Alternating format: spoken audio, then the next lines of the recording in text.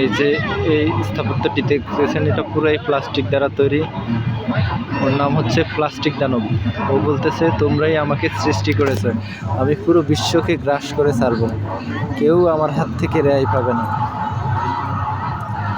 দেখেন, প্লাস্টিক পরিবেশের জন্য অত্যন্ত ক্ষতিকর একটা বস্তু, এটা অপচনশীল দ্রব্য।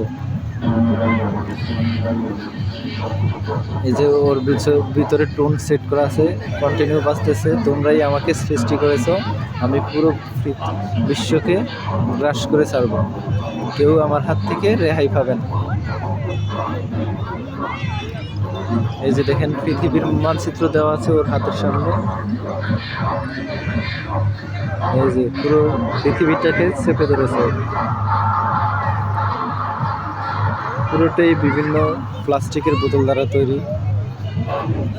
এখানে কোকাকোলা, পেপসি, স্প্রিট, ফ্রেশ পানি, এই সমস্ত বোতল দেখা যাচ্ছে। এটা কক্সবাজার সমুদ্র সৈকতের পাশে অবস্থিত। মূলত মানুষকে সচেতন করার জন্য এটা তৈরি করা হয়েছে।